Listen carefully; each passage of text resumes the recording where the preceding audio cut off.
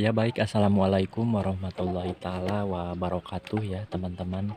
Kembali lagi bersama channel Jona Ansiety Bang Nugraha ya teman-teman, yang dimana seperti biasa membahas tentang gangguan asam lambung ya, kemudian anxiety disorder atau dalam artian kecemasan yang berlebih teman-teman, kemudian GERD dan psikosomatik. Itu ya teman-teman ya, pembahasan yang eh, dibawakan oleh channel saya, khususnya channel Jona Ansiety Bang Nugraha ya teman-teman. Dan saya kembali mengingatkan, saya bukan ahli medis, psikolog, psikiater dan lain sebagainya ya. Di sini saya hanya berdiri menyampaikan sedikit motivasi sebagai orang yang pernah mengalami bagian tersebut ya. Seperti itu teman-teman, anxiety disorder, kemudian sampai ke gangguan asam lambung, GERD dan psikosomatik. Oke teman-teman, di Selasa ceria ini teman-teman, saya kembali lagi dan mudah-mudahan dalam keadaan sehat walafiat dan selalu bisa memberikan semangat ya untuk kalian ya yang masih bisa dikatakan masih down ya teman-teman. Seperti itu, mudah-mudahan Allah angkat penyakit kalian ya, amin ya robbal alamin. Nah, untuk teman-teman yang baru bergabung, khususnya teman-teman yang baru menonton ataupun baru bergabung, tolong di subscribe ya channel Jona Ansiety Nugraha ya teman-teman, karena siapa tahu setiap video yang saya sampaikan ini bermanfaat untuk kalian ya, dan berguna ya, khususnya untuk orang yang mengalami seperti ini ya, anxiety disorder atau kecemasan yang berlebih teman-teman, seperti itu. Kemudian tolong di like ya teman-teman, di like, kasih jempol jika memang kalian suka dengan video saya, dan kalau misalkan berniat tolong dibagikan, dan jika bermanfaat ya tolong di share ya teman-teman. Jikalaupun tidak ya tidak apa-apa ya teman-teman. Dan terima kasih untuk teman-teman yang sudah subscribe, terima kasih teman-teman yang sudah nge-share ya video-video saya, pengalaman-pengalaman saya, cerita ya, seperti itu teman-teman. Mudah-mudahan membantu ya, amin ya robbal alamin. Nah baik teman-teman semua, untuk kesempatan kali ini saya ambil cerita atau ambil pembahasan dari teman kita yang bertanya ya di kolom komentar. Di situ teman kita bertanya, "Bang, saya bangun jam 4 subuh ya, pagi-pagi, ada jam 1, ada jam 2, kadang-kadang ya jam 2 malam ya teman-teman. Tiba-tiba bangun itu suka ngerasa deg-degan, cemas gitu ya. Deg-degan atau ya, kalau bahasa saya itu deg-degan ya, detak jantung cepet gitu, deg-degan terus, kesananya keringat dingin ya teman-teman, kemudian lemas, pikiran enggak ini, pikiran tuh kesana kemari lah, negatif gitu pikirannya. Kemudian ada kelayangannya juga, kemudian panas dada juga gitu ya, mengganjal ya, mau menelan ludah juga. Seperti itu saya ambil dari pertanyaan di kolom komentar ya. Ada salah satu teman kita yang bertanya mengapa dan bagaimana, seperti itu. Nah, di sini mungkin saya ambil cerita pengalaman saya sendiri ya, karena saya pun pernah merasakan seperti itu ya, dikala saya masih di tahap, bisa dikatakan tahap 30-40%-an lah dulu, pas saya awal-awal baru-baru terkena seperti itu teman-teman. Apalagi namanya bukan pas bangun ya teman-teman, tetapi pas mau tidur pun susah ya teman-teman, agak susah ya mau tidur pun, karena cemas gitu, takut gini takut gitu dan lain sebagainya, seperti itu teman-teman. Nah, ada satu hal yang saya ceritakan kepada kalian ya teman-teman. Selama saya mengalami anxiety disorder atau kecemasan berlebih ya teman-teman, seperti itu, dulu saya, hal yang paling menyebalkan ya, itu apa? Nah, hal yang paling menyebalkan itu tidak bisa tidur di siang hari. Itu satu, itu berapa lama itu saya tidak bisa. Mengapa saya katakan seperti itu? Nah, dikala kan sebelum terkena itu saya kalau tidur siang itu tinggal tidur siang gitu ya, nggak apa-apa gitu. Misalkan tidur jam 1 siang sudah duhur, kadang-kadang bangun sore jam 3 atau jam 4 jam 5 gitu ya. Pas bangun itu nggak apa-apa, santai-santai aja gitu. Nah, beda halnya dengan orang yang mengalami anxiety disorder ya teman-teman. Ini pengalaman saya sendiri ya teman-teman. Setelah terkena itu saya mencoba untuk tidur siang ya, ceritanya tidur siang ceritanya teman-teman. Pas dalam keadaan bangun itu tiba-tiba kaget itu teman-teman, tiba-tiba kaget, cemas datang, panik, kemudian deg-degan nih, detak jantung cepat gitu ya. Kesananya tuh jadi bawaannya tuh panik, bawaannya tuh cemas. Kalau saya itu lebih ke, terus terang ya, lebih ke takut serangan panik itu datang sampai ke tremor, kemudian sampai ke pipi pun terasa gitu euner lah gemetar gitu teman-teman. Kemudian ini terasa keras gitu kalau serangan panik yang dialami saya dulu gitu ya teman-teman. Nah, takut itu kembali lagi kalau saya gitu ya, tapi tidak tahu kalian mah gitu ya. Nah, mungkin secara tidak langsung di situ ada pikiran bawah sadar yang merekam ya teman-teman. Ada peribahasa seperti itu. Jadi dikala kita merasakan takut atas kejadian yang menimpa kita di masa lalu gitu ya teman-teman, sehingga kita takut lagi terulang itu rasa trauma itu ya. Kalau saya itu kalau tidur siang itu seperti itu dulu ya. Jadi takut serangan panik itu datang lagi gitu teman-teman, sampai ke deg-degan, kemudian ngos-ngosan juga, kemudian keringat dingin ya, sampai baju pun basah gitu. Saya terus terang waktu itu, ini kenapa kesini ini penyakit apa sebenarnya ya Allah gitu ya. Pikir lagi gini panjang, padahal berobat saya alhamdulillah gitu ya, EKG normal, paru-paru normal, alhamdulillah gitu ya. Sebelum saya ini juga sudah berobat ya seperti itu. Bahkan di saat keadaan serangan panik itu, waktu itu saya dikasih obat penenang ya seperti itu ya, tidak bisa saya sebutkan, tetapi obatnya ada obat penenang lah seperti itu teman-teman. Nah, di situ saya berpikir, kok saya seperti ini, kenapa gitu ya, nggak bisa tenang, selalu gelisah, bawaan selalu cemas gitu teman-teman. Nah, flashback ke belakang, mungkin ini dari kejadian di masa lalu saya teman-teman, dari beban pikiran, kemudian banyak permasalahan, capek fisik, capek jasmani, rohani, kemudian ada rasa amarah itu tidak diluapin ya gitu ya teman-teman. Ya mungkin beban-beban itu menumpuk, kemudian ya jadi seperti itu ya, itu mungkin ya teman-teman seperti itu. Tapi yang dialami saya itu ya itu seperti itu teman-teman.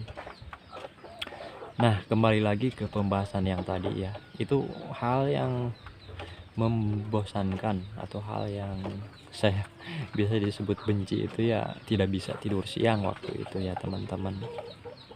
Benar, waktu itu kaget, bangun tidur kaget ya teman-teman, guys, seperti itu. Nah, kembali lagi ke pertanyaan yang tadi, seperti tadi ya, yang bertanya dada terasa panas, seperti itu, terasa panas. Nah, saya ambil pembahasan ini satu dulu. Terasa panas ini, nah saya bertanya ya kepada teman yang berkomentar, apakah kamu ya, Anda Anjen sudah diperiksa oleh dokter seperti itu, udah berobat ke dokter ya, saya bertanya seperti itu. Nah, itu sebagai penunjang kalian ya sebenarnya. Kalau misalkan sudah diperiksa, berobat dan dinyatakan emang benar ini dari asam lambung, ya sudah gitu ya teman-teman. Tapi kalau misalkan dari yang lainnya, ya itu kan ada penanganan yang lain ya. Ya saya mohon teruskan gitu teman-teman. Seperti itu. Jadi kalau misalkan emang benar ya itu bagian dari asam lambung yang naik ya itu jangan terlalu dikhawatirkan teman-teman ya, seperti itu. Nah, jadi kalau misalkan sampai ke dada terasa panas, ini terasa tercekik ya teman-teman. Kalau misalkan menelan ludah tuh terasa mengganjal ya tenggorokan tuh. Nah, gitu. Terasa mengganjal. Ya kalau misalkan sudah diagnosa ya hanya asam lambung, ya kalian tinggal solusi ya gitu teman-teman, tinggal solusi. Nah, saya pembahas ini yang tadinya dada panas itu bisa asam lambung, cairannya asam lambung yang terlalu asam ya seperti itu acid, ataupun kadar keasamannya bisa bertambah, naik volumenya seperti itu teman-teman. Nah, itu dari mana saja yang diakibatkan seperti itu? Itu bisa diakibatkan dari pemikiran kita yang selalu berpikir negatif, pikiran kita selalu berpikir penyakit, dan masalah, beban hidup. Ya, itu otomatis cairan asam lambung itu terus menyemprot, atau kadar keasamannya itu semakin asam, bisa jadi ya. Kalau misalkan panas ke dada ini kan cairan asam lambungnya bisa ke atas, naik ya ke kerongkongan, dan cairan asam lambung itu hanya bisa menahannya itu hanya lambung itu sendiri ya teman-teman, seperti itu. Nah, kemudian bisa saja langsung tersendak, kadang-kadang batuk yang kosong, kadang-kadang seperti itu teman-teman. Nah, itu dari cairan itu ya asam lambung teman-teman, seperti itu. Nah, untuk solusi saya dulu ya teman-teman, untuk solusi pengalaman saya selalu rutin ya bangun tidur sebelum saya makan, ataupun apa itu 1 jam sebelum makan saya bangun tidur, saya minum madu ya 1 sendok, kemudian minum air hangat ya teman-teman 1 gelas. Saya udah rutin itu minum air hangat tiap hari sebelum baru bangun tidur tuh minum air hangat pelan-pelan biasa gitu ya. Kemudian minum madu juga seperti itu. Nah, itu kan madu juga sangat bermanfaat teman-teman untuk imun kita juga ya, pertahanan tubuh kita menjadi agak kuat ya gitu teman-teman.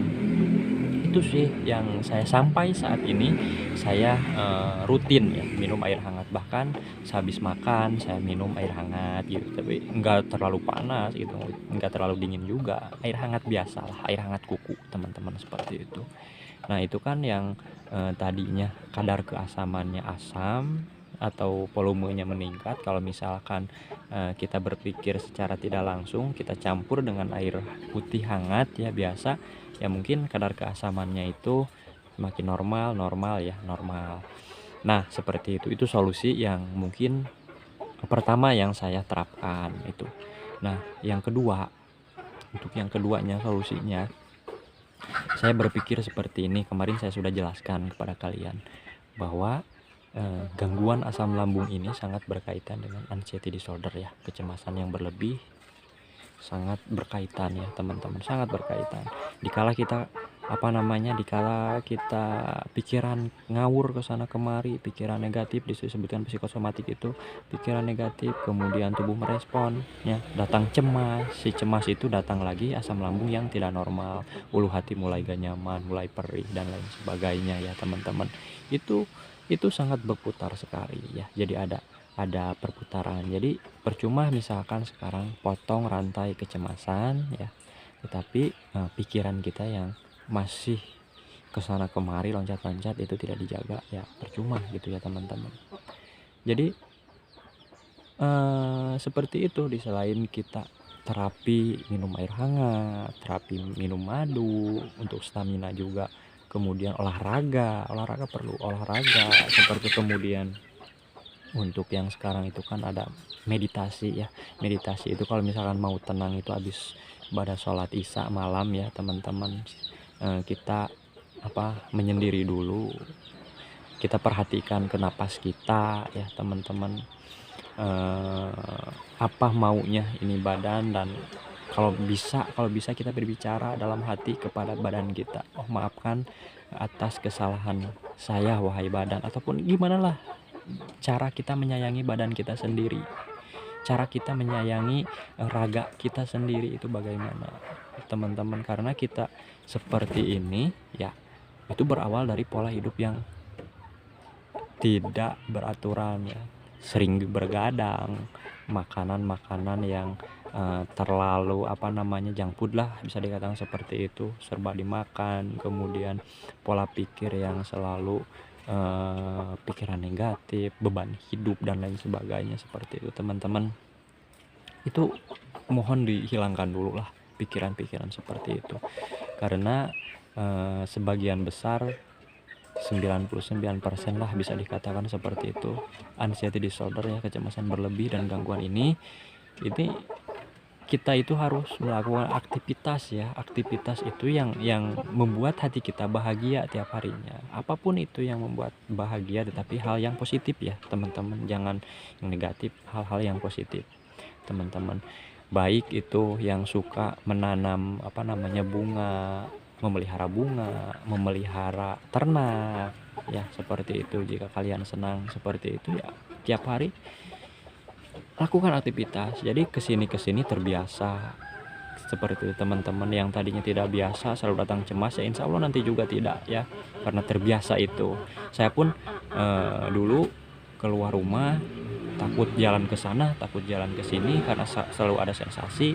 Tetapi kalau misalkan kita biasakan dan jangan berpikir dulu sebelum berangkat, takut yang itu berangkat aja, alhamdulillah gitu ya, terbiasa dan bisa dilakukan seperti itu, bertahap teman-teman, bertahap seperti itu ya. Jadi sudah 17 menit, mungkin saya hanya menjawab kolom komentar yang tadi teman kita ya teman-teman, seperti itu, panas, kemudian gemetar, kemudian keringat dingin, kelayangan dan lain sebagainya, itu pun saya merasakan teman-teman dulu.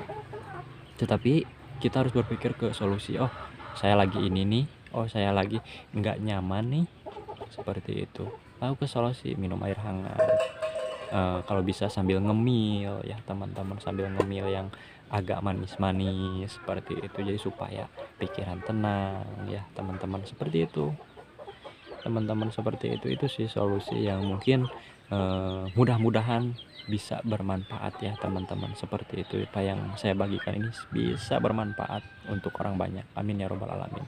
Nah sudah 18 menit. Untuk yang baru bergabung khususnya tolong di subscribe ya teman-teman, dan share atau bagikan jika memang bermanfaat video saya ini. Jikalaupun tidak, saya tidak memaksakan ya, tidak usah teman-teman. Saya di sini hanya sebagai orang yang mengalami anxiety disorder, kecemasan berlebih, memberikan semangat, dorongan ya, menemani kalian lah setidaknya seperti itu, memberikan semangat. Lihat saya sampai saat ini alhamdulillah masih bisa bernapas ya teman-teman. Tidak ada yang tidak mungkin. Selalu berdoa, sabar, dan praktekan ya teman-teman, seperti itu. Oke, di akhir kata billahi taufiq wal hidayah. Wassalamualaikum warahmatullahi wabarakatuh.